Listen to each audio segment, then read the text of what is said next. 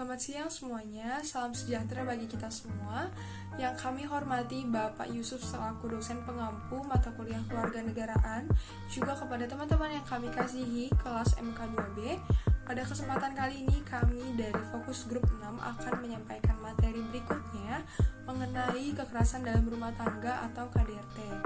Sebelumnya, izinkan saya untuk memperkenalkan diri terlebih dahulu.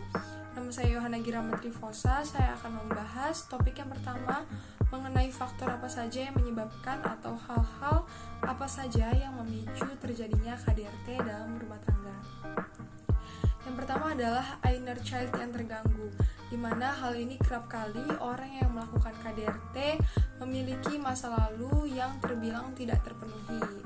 Artinya adalah ada masalah pada inner child mereka. Nah, hal ini contohnya seperti mereka seringkali menyaksikan di depan mata bahwa terjadinya KDRT di tengah-tengah keluarga mereka, sehingga dapat dikatakan mereka tidak mendapat cukup perhatian dari orang tuanya. Yang selanjutnya adalah rasa cemburu atau iri hati.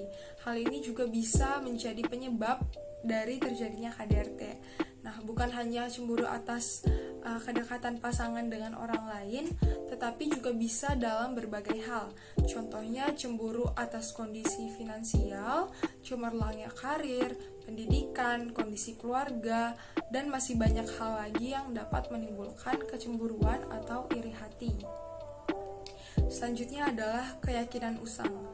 Jadi ada beberapa orang yang punya keyakinan usang bahwa mereka berhak mendominasi pasangannya. Contohnya adalah seorang laki-laki atau sebagai suami yang beranggapan bahwa perempuan atau sang istri tidaklah setara dan harus benar-benar tunduk kepada laki-laki atau kepada suaminya. Nah, hal ini ketika dijadikan prinsip yang kuat di tengah-tengah keluarga adalah sangat berbahaya karena dapat menimbulkan KDRT. Selanjutnya adalah cara menyelesaikan masalah. Nah, terkadang ada pula orang yang sejak kecil karena melihat terjadinya kekerasan itu dapat menyelesaikan suatu masalah karena dipikir adalah terjadi karena instan dan juga langsung terasa dampaknya. Jadi bukannya menyelesaikan masalah dengan berkomunikasi, tetapi justru menyelesaikan masalah dengan kekerasan yang domestik. Selanjutnya adalah kecanduan. Jadi sangat mungkin orang yang berperilaku keras kepada pasangannya, hal itu dipengaruhi oleh alkohol ataupun obat-obat yang terlarang. Sebagai contoh, orang yang tengah mabuk tentu lebih sulit untuk mengendalikan tindakan kekerasan kepada pasangannya, sehingga hal itu dapat memicu terjadinya KDRT. Baik, untuk materi berikutnya akan dijelaskan oleh teman saya. Selanjutnya, saya Stefani Lorenza, NIM 210444155, akan menjelaskan mengenai sanksi hukum dan sosial bagi pelaku KDRT. Sanksi hukum untuk pelaku KDRT diatur dalam Undang-Undang Nomor 23 Tahun 2004 tentang penghapusan kekerasan dalam rumah tangga. Ancaman hukuman bagi pelaku kekerasan fisik dalam rumah tangga meliputi pidana penjara paling lama 5 tahun atau denda paling banyak 15 juta rupiah bagi setiap orang yang melakukan kekerasan dalam rumah tangga. Pidana penjara paling lama 10 tahun atau denda paling banyak 30 juta rupiah jika kekerasan fisik tersebut menyebabkan korban jatuh sakit atau luka berat. Pidana penjara paling lama 15 tahun atau denda paling banyak 45 juta rupiah jika kekerasan fisik tersebut menyebabkan korban meninggal.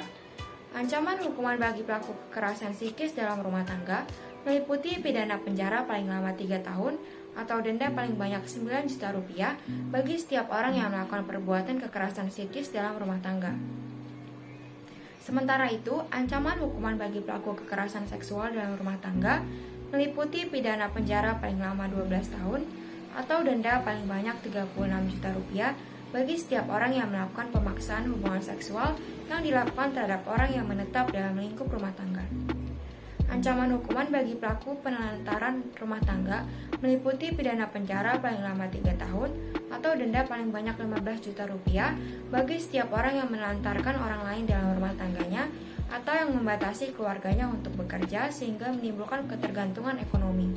Selain sanksi pidana, UU KDRT juga mencantumkan pidana tambahan yang dapat dijatuhkan oleh hakim kepada pelaku KDRT, yakni berupa pembatasan gerak pelaku, baik yang bertujuan untuk menjauhkan pelaku dari korban dalam jarak dan waktu tertentu, maupun pembatasan hak-hak tertentu dari pelaku, dan penetapan pelaku mengikuti program konseling di bawah pengawasan lembaga tertentu.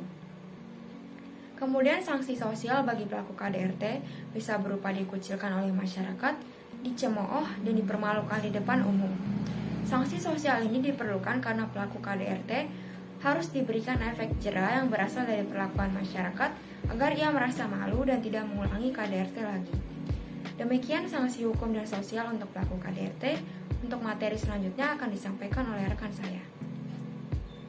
Ya, materi yang selanjutnya ialah perlindungan Komnas HAM terhadap korban KDRT. Sebenarnya dalam masalah KDRT tidak hanya perempuan yang menjadi korban kekerasan, namun juga setiap anggota keluarga ataupun asisten rumah tangga bahkan yang berada dalam satu atap bisa menjadi korban daripada KDRT atau kekerasan dalam rumah tangga. Lalu apa saja sekiranya langkah yang kita harus ambil ketika kita menjadi korban atau melihat korban dari kasus KDRT? Yang pertama yaitu menyikapi dengan tegas. Cara pertama yang dilakukan mengatasi KDRT ialah menyikapi dengan tegas, jangan pernah sekalipun mentolerir kekerasan dalam rumah tangga. Yang kedua, minta bantuan dari tenaga ahli. Langkah mengatasi KDRT selanjutnya dapat kamu lakukan dengan minta bantuan ahli, bicarakan masalah rumah tangga dengan psikolog di rumah sakit terdekat ataupun konselor. Yang ketiga yaitu minta dukungan dari keluarga dan sahabat. Jangan menanggung masalah dalam rumah tangga ini sendirian, apalagi berkaitan dengan kasus KDRT. Maka ceritakan bentuk kekerasan yang sering dialami kepada keluarga atau sahabat yang kamu percayai. Lalu ada langkah-langkah preventif selanjutnya yaitu hubungi Komnas Perlindungan Perempuan atau Komnas HAM untuk meminta pertolongan, kumpulkan semua bukti kekerasan fisik seperti hasil visum dan catat tanggal peristiwa kekerasan serta rekaman suara atau video. Jika KDRT telah mengancam nyawa, kemasi barang-barang dan pergi dari rumah, lapor polisi untuk meningkatkan perlindungan secara hukum. Lalu apa saja hak-hak dari korban kasus KDRT? Bagi korban KDRT, undang-undang telah mengatur akan hak-hak yang dapat dituntut kepada pelakunya, antara lain yang pertama, perlindungan dari pihak keluarga, kepolisian, kejaksaan, pengadilan, advokat, lembaga sosial atau pihak lainnya. Lalu yang kedua, pelayanan kesehatan sesuai dengan kebutuhan medis. Ketiga itu penanganan secara khusus berkaitan dengan kerahasiaan korban. 4, pendampingan oleh pekerja sosial dan bantuan hukum. Yang terakhir yaitu pelayanan bimbingan rohani. Selain itu, korban KDRT juga berhak untuk mendapatkan pelayanan demi pemulihan korban dari tenaga kesehatan, pekerja sosial, relawan pendamping ataupun pembimbing rohani. Berdasarkan pasal nomor 10 Undang-Undang nomor 23 tahun 2004 tentang PKDRT. Oke, yang selanjutnya dalam UU PKDRT juga membahas pemerintah itu mempunyai kewajiban. Yang pertama yaitu untuk merumuskan kebijakan penghapusan KDRT, menyelenggarakan komunikasi, informasi dan edukasi tentang KDRT, menyelenggarakan sosialisasi dan advokasi tentang KDRT, dan menyelenggarakan pendidikan dan pelatihan sensitif gender dan isu KDRT, serta menetapkan standar dan akreditasi pelayanan yang sensitif berikut.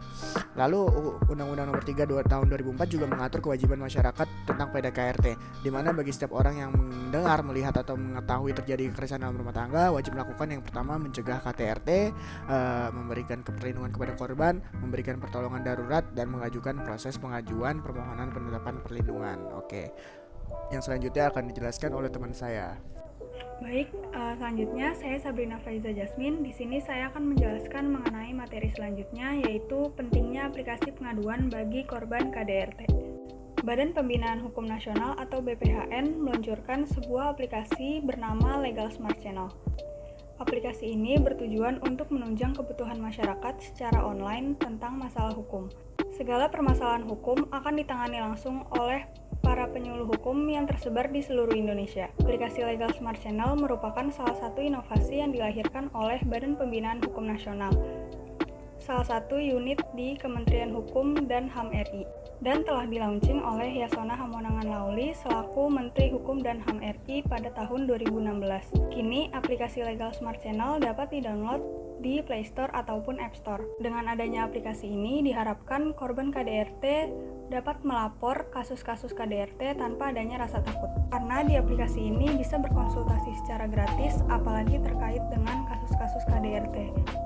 yang mana masih banyak korban KDRT yang memilih diam dan tidak melaporkan adanya kasus-kasus KDRT di rumah tangga. Selain itu, korban juga dapat melapor ke lembaga berwenang, misalnya ke Pusat Pelayanan Terpadu Perlindungan Perempuan dan Anak atau P2TP2A untuk meminta perlindungan dan bantuan hukum. Karena biasanya untuk kasus-kasus KDRT banyak dialami oleh para perempuan. Tetapi tidak menutup kemungkinan laki-laki bisa merasakan kasus-kasus KDRT juga. Jadi menurut kami cara-cara tersebut bisa lebih efektif dan efisien dibandingkan dengan melapor langsung kepada orang-orang terdekat.